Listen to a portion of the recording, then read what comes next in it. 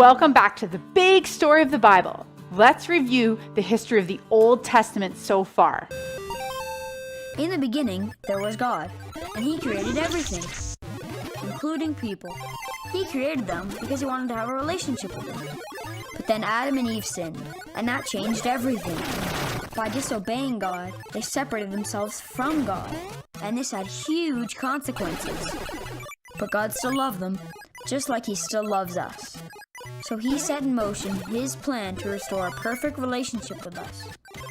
He started by choosing a man, Abram, and promising him that his family would become a great nation and all nations would be blessed through him. Abram's family became the nation of Israel. God loved them and wanted to be their leader and help them live in the best way possible. So He gave them lots of rules to follow. But even though they tried, the people of Israel couldn't follow the rules. They kept disobeying God. God still loved them though, and He promised that He would one day send someone to rescue them and show them how to live. That someone was Jesus, God's own Son. And as He grew up, He began teaching about how much God loves us and how He wants us to live. He also showed us how we should live by the way that He loved and served the people He met.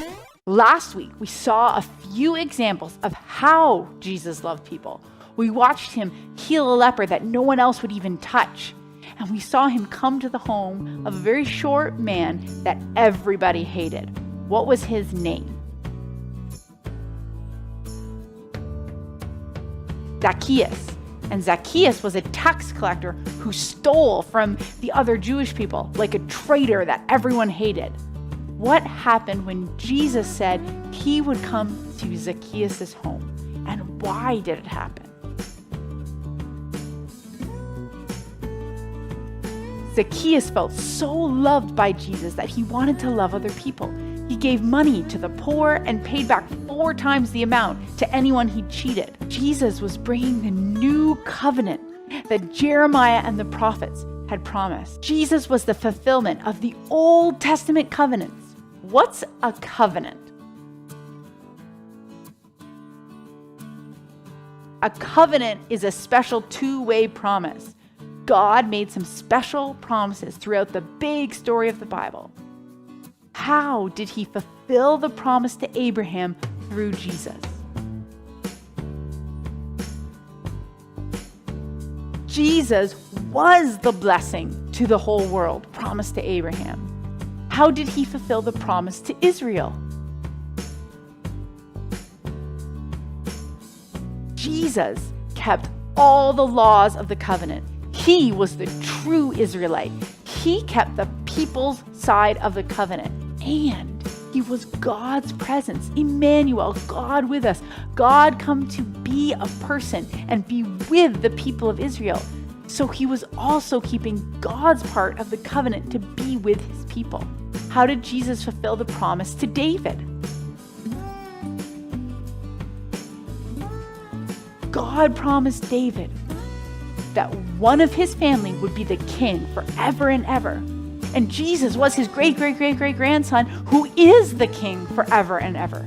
Jesus fulfilled all the old covenants and was about to bring in the new covenant. So Jesus and His disciples, plus lots of other people from all over Israel, headed to Jerusalem to celebrate Passover. Many of them had heard about Jesus, and when He entered Jerusalem, a huge crowd came out, laying down their coats and palm branches, shouting, "Hosanna! Blessed is He who comes in the name of the Lord! Blessed is the coming kingdom of our father David!" We still celebrate like this today. We talked about it in the book of Mark. Do you remember what that special Sunday is called?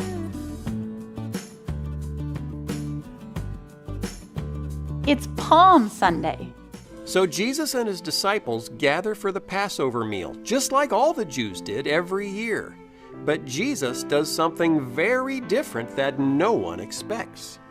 First, He says one of His 12 disciples is going to betray Him, help the Sadducees and Pharisees grab Him and take Him away. This freaks everybody out. Then Jesus picks up a piece of the bread they were eating and says, "This is my body, which is given for you." Then He picks up the cup they were drinking from and says, "This cup that is poured out for you is the new covenant in my blood." This is a huge deal. For 1,500 years, the Jewish people had been celebrating Passover. They knew what the bread and the wine represented. The bread made without yeast represented how they quickly had to leave Egypt. And what did the wine represent? It represented the blood of the lamb that they'd painted on the doorpost so that death would pass over them. And now, Jesus is taking this super important holiday and saying it's about him. That would be me saying, this Christmas, you know what? Instead of celebrating Jesus' birthday, we'll celebrate my birthday. We'll all sing songs about me, and you'll make little sets in your house of the hospital scene where I was born. Jesus makes Passover about him. But that's because it was always about him. It is his blood poured out for many for their forgiveness of sins. He was the Passover lamb that died so that judgment would pass over us. This was how he would be a blessing to the whole world, how he would make a new covenant. The whole Bible points to this moment, from Genesis, when we learn how creation was broken by sin, to Abraham, Moses, and David, to the prophets who say the answer is coming, the Savior is coming, the Messiah is coming. The entire Bible is about this. But the story isn't over yet. Jesus goes to a garden to pray. He knows what he has to do now, and it isn't going to be easy. After he prays, he turns to his friends and says, "The hour has come." And right then, his disciple Judas shows up, leading a crowd of guards to arrest Jesus. They put Jesus on trial, first at the Jewish court called the Sanhedrin, run by the Sadducees and Pharisees. His crime? Blasphemy, saying he was equal to God. His punishment? Death. As Jesus is dying, he looks up to heaven and says, "Father, forgive them. They don't know what they're doing." Suddenly the sky grows dark and Jesus dies. The curtain in the temple rips from top to bottom. The Roman guard standing closest to Jesus sees all this and says, "Surely this man was the Son of God." This is the most amazing part. The people around Jesus just saw a man dying on a cross. But that's not what God saw. God saw something very different happening. God saw his Son, the Son of God, on a cross. Then he saw the stain of our sin appearing on Jesus. Your sin, my sin, everything selfish and mean we've ever done or ever could do. The stain of all that sin was appearing on Jesus, even though he'd never done anything wrong at all. God saw his Son stained with all the sin of the world. He saw him buried under all that sin. He saw him die under all that sin.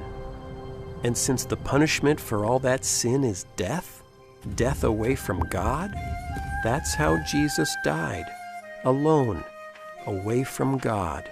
The last thing Jesus said was, "God, God, why have you left me alone?" Last week, we talked about the naughty and nice list. How even just with the whole Santa present thing, it's really hard to know if you're more on the nice list or more on the naughty list, and how close do you have to be on the nice list. And we've seen through the story of the Old Testament that everyone's on the naughty list. Even though we were created in God's image to rule and reign with him, we've each turned to our own way. We've each trusted in sin and selfishness and the snake. We've trusted in other gods to make us happy and keep us safe. Trusted in and chased after money, or being liked, or in fun, or being happy. We've each gone our own way, except one. Except Jesus. He was fully human, Emmanuel, God with us. And he fully trusted God the Father. He never turned away. He never went his own way. He always obeyed, even to death on the cross. He's the only one totally on the nice list. One of Jesus' followers, Paul, who we'll talk about a lot more in the coming weeks, wrote this: "When anyone lives in Christ, the new creation has come. The old is gone. The new is here." Jesus didn't have any sin, but God made him become sin for us so that we can be made right with God because of what Christ has done for us. Jesus had no sin, but when we trust in Jesus, when we are in him, he is still 100% on the nice list. We all deserve to be on the naughty list. Not the naughty list of not getting presents from Santa, but of life. Are you always as good as you want to be? No. You don't even live up to your own standard of goodness. Are you always as good as your parents or your siblings or your friends want you to be?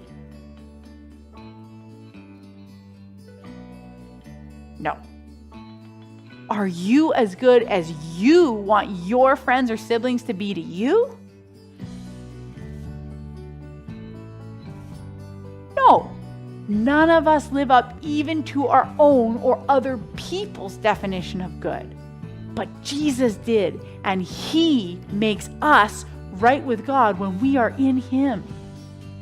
Jesus' death and his defeat of death ushered in the new covenant.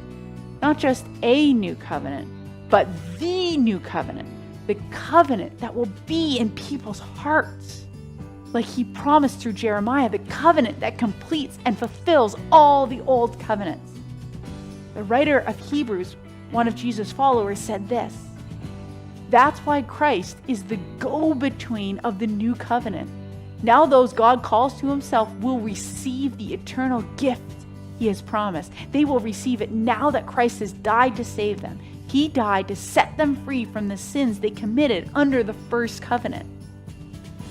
So if we now live in the new covenant and don't have to keep all the laws given to Israel to be God's people, what's the role of the covenant given to Israel in our lives? Like the Ten Commandments. The law was a gift given to the people of Israel to help them become a blessing in their time and place. And because it also shows us the timeless heart and wisdom of God, it can help us learn how to be a blessing to other people. The law and the whole story of the Old Testament teaches us the story of God and what he is like, how he kept chasing and kept chasing and kept chasing us and always had a plan to save us and always kept his covenants even when he broke ours. But most of all, we also know what God is like through the life of Jesus, like we talked about last week. Let's go back into the room of the Last Supper and hear Jesus' new commandment that he gives the disciples. My children, I will be with you only a little longer. You will look for me, and just as I told the Jews, so I tell you now. Where I am going, you cannot come. A new command I give you: love one another. As I have loved you, so you must love one another.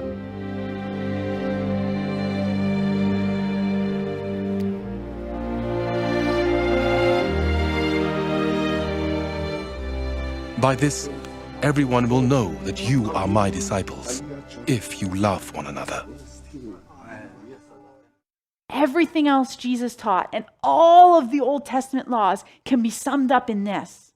Earlier in his life, someone asked Jesus in Matthew, Hearing that Jesus had silenced the Sadducees, the Pharisees got together. One of them, an expert in the law, tested him with this question: Teacher, which is the greatest commandment in the law? Jesus replied, Love the Lord your God with all your heart and with all your soul and with all your mind. This is the first and greatest commandment. And the second is like it.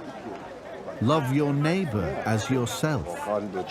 All the law and the prophets hang on these two commandments. Jesus said those two things summed up everything in the Old Testament covenant. That those two commands are the base of what God was trying to teach his people. All the 613 different rules in the Old Testament are just applications of how to love God and how to love others. But this new command, his new command of his new covenant, reduces it all down to just one. It's way simpler and way harder than following all those rules, because what's his one command call us to do? He said, I give you a new command. Love one another. You must love one another just as I have loved you. We have to love like Jesus did. How did Jesus love his friends, his disciples?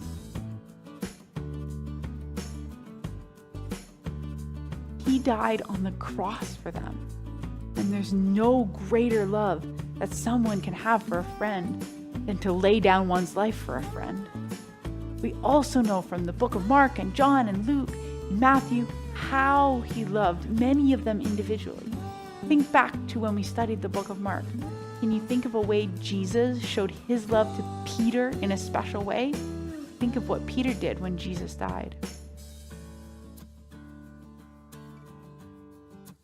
Peter ran away from Jesus when he was arrested, and he denied even knowing him. But when Jesus came back to life, he forgave Peter. And Peter and the others had seen the way Jesus loved people that no one else did, like the leper and the tax collectors and his enemies. And Peter went out and led the church, teaching new disciples, new followers of Jesus, how to follow the one commandment of the new covenant, to love people the way Jesus had loved them, the way Jesus had loved Peter. There's this crazy story at the beginning of the Bible. We have Adam and Eve, and they're in the Garden of Eden. And everything in this garden is great. It's exactly as it should be, except there's this one tree that they're told by God not to eat from because it's dangerous and it will kill them. So that's it. Avoid this fruit tree and we're fine. Right. It seems pretty simple. But in this garden, there's a snake. And it starts telling a different story. It says that if you eat of this tree, it's not going to kill you. In fact, it's going to make you become like God. And Adam and Eve, they believe the snake and they eat the fruit. And because of this, the goodness of the garden is tragically lost, and evil and death enters into God's good world. Now, why is there a talking snake in the garden? I mean, this thing is a problem. Yeah, it's very strange. And even more strange is the fact that the Bible doesn't say why or how this thing even got there. It just presents the snake as this creature who's in rebellion against God and that wants to get other people to doubt God's goodness and lead them on a path towards death.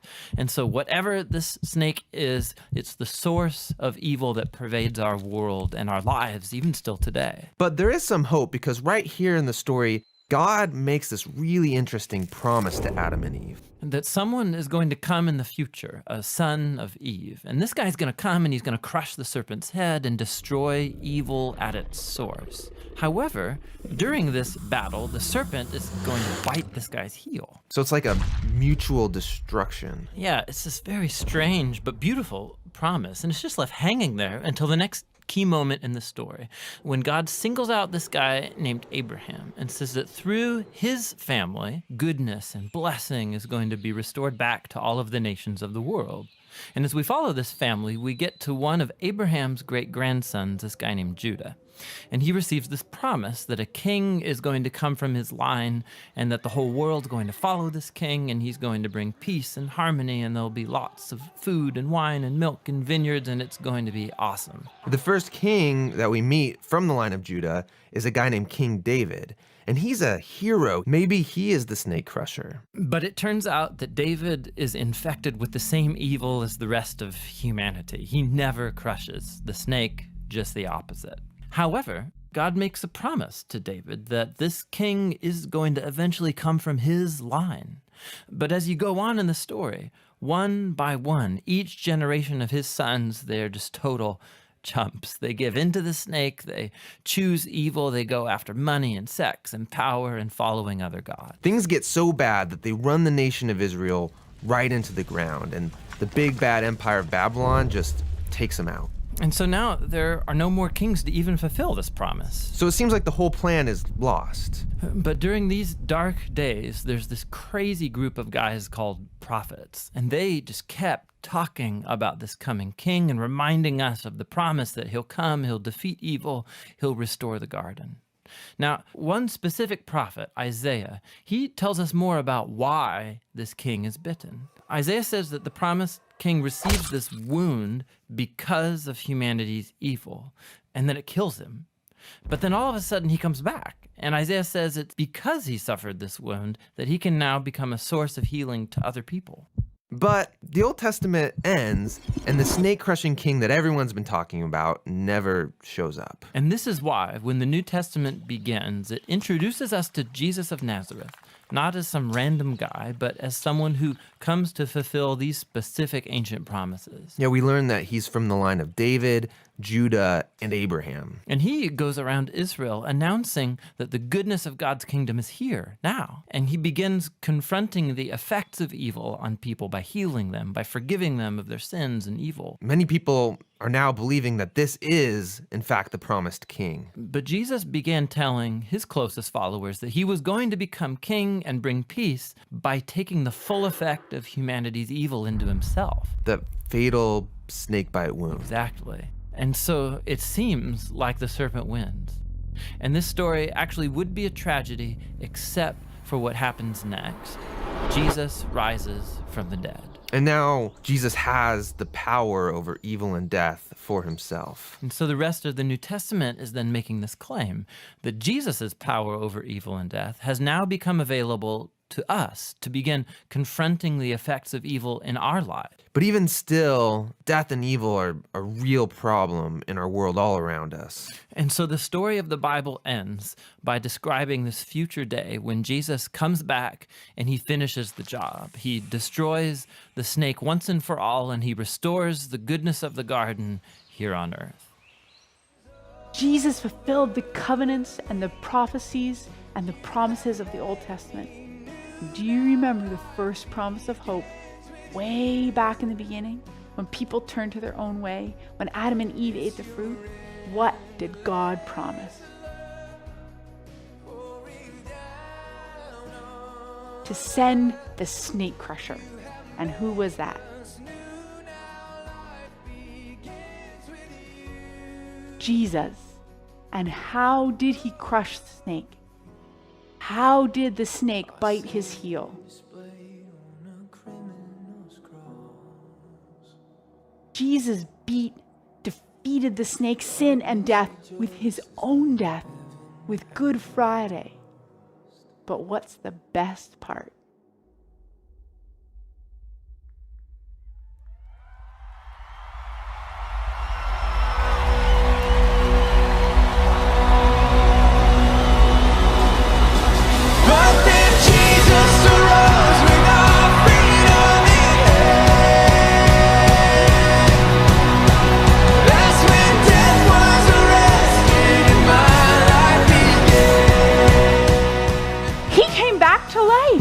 Showing his victory over sin and death, making a way for all people to be a part of the new covenant and the new kingdom.